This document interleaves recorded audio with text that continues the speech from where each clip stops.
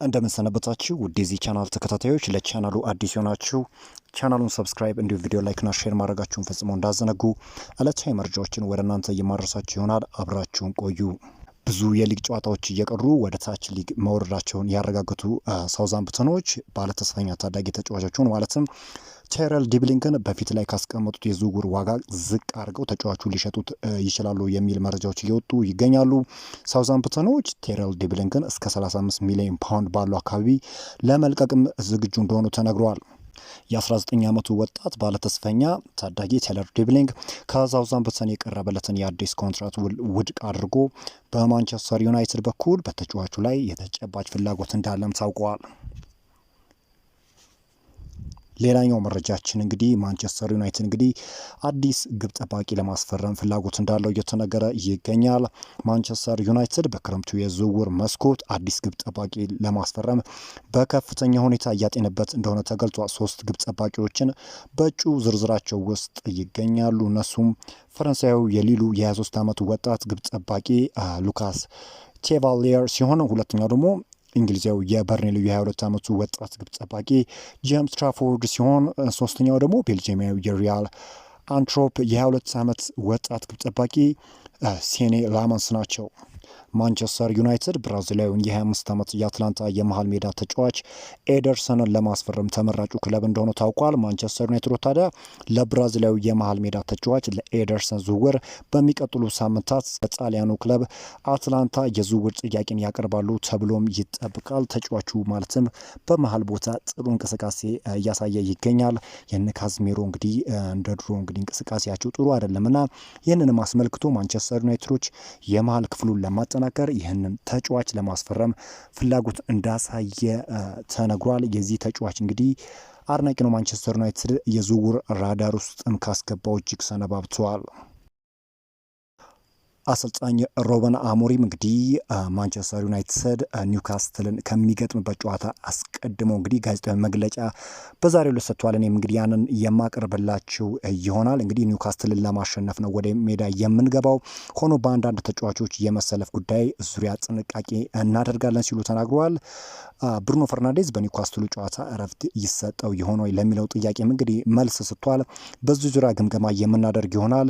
እናም ብዙ ጨዋታ በተከታታይ መጫወት የማይችሉ ተጫዋቾችን ለማሳረፍ እንሞክራለን ሲል ተናግሯል። ነገር ግን ብሩኖ ፈርናንዴስ ሁሉንም ጨዋታ መጫወት የሚችል ተጫዋች ነው። ይህ ተጫዋች እያንዳንዱን ጨዋታ መጫወት አለበት ሲሉ ተናግሯል። ጆሹዋ ዘርክዚን ምርጥ ብቃቱን እንዲያወጣ ለመርዳት ያደረግኩት ነገር ለእርሱ ሁሉ ነገር ግልጽ በማድረግ የእርሱ ክህሎቶች ማጥናትና ታክቲካዊ ሚናውን ለመረዳት ነበር ሲሉ ተናግሯል። በእርሱ መሻሻል ላይ እኔ ብቻ ሳልሆን መላ የአሰልጣኝ ስታፍ አባላት ድንቅ ሚና ነበራቸው ሲሉ ተናግረዋል። ለኒውካስትሉ ጨዋታ አዲስ የተለየ የቡድን ዜናም እንደሌለም እንደዚሁ አሳውቋል እና በኒውካስትሉ ጨዋታ ፍልሚያውን ማሸነፍ የምንችልበት ቋሚ 11 ይዘን ወደ ሜዳ የምንገባ ይሆናል ሲሉ እንግዲህ አሰልጣኝ ሩበን አሞሪም ተናግረዋል። እንግሊዛዊው የ27 ዓመት የግራ መስመር አጥቂ ማርከስ ራሽፎርድ በአስቶን ቪላ ቤት የሚያቆየውን የውሰት ውል ተጠናቆ ወደ ማንቸስተር ዩናይትድ ሲመለስ ከፖርቹጋላዊ የማንቸስተር ዩናይትድ አሰልጣኝ ጋር ውይይት ያደርጋል ተብሎ ይጠበቃል። ማንቸስተር ዩናይትድ ታዲያ ለቅድመ ውድድር ዝግጅት ወደ ዩኤስኤ ከማምራቱ በፊት በሩበን አሞሪምና በማርከስ ራሽፎርድ መካከል ውይይት ይደረጋል ተብሏል። በሁለቱ ወገኖች መካከል የሚደረገው ውይይት በመሃላቸው ተፈጥሮ የነበረውን አለመግባባትም ለመቀነስ ታልሞ እንደሆነም ታውቋል።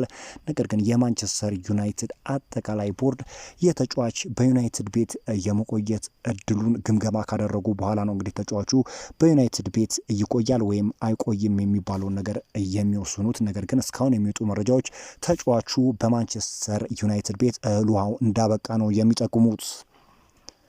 ሌላኛው መረጃችን እንግዲህ ማንቸስተር ዩናይትዶች በክረምቱ የዝውውር መስኮት ለራስመስ ሆይሉንድና ለአንድሬ ኦናና የሚቀርቡ ጥያቄዎችን ለማጤን ዝግጁ እንደሆኑ ታውቋል። ሁለቱም ተጫዋቾች ማለት ይቻላል ግብ ጠባቂው አንድሬ ኦናናም ራስመስ ሆይሉንድም ጥሩ የሚባል ጊዜን ከማንቸስተር ዩናይትድ ጋር እያሳለፉ አይደለምና ሁለቱም ተጫዋቾች ከማንቸስተር ዩናይትድ ቤት የመልቀቅ ዕድላቸው እጅግ እንደሰፋ ነው እየተገለጸ የሚገኘው።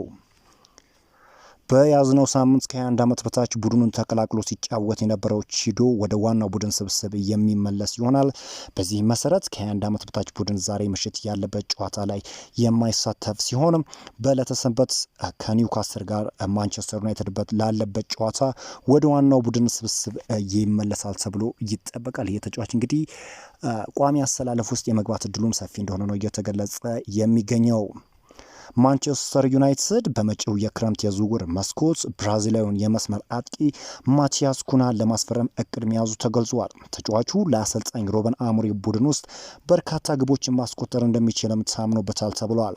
ብራዚላዊ አጥቂ አሁን ላይ በብቃቱ ጣሪያ ላይ እንደሚገኝና ለቡድኑ ተጨማሪ ልምድ እንደሚያመጣም በማንቸስተር ዩናይትድ ሰዎች ይታመንበታል ተብሏል። ዩናይትድ በክረምቱ የዝውውር መስኮት ተጫዋቾችን መሸጥ ከቻለ ሊያም ዴላፕና ማቲያስ ኩናን በጣምራ ለማስፈረም ጥረት ሊያደርግ እንደሚችልም ተጠቁመዋል።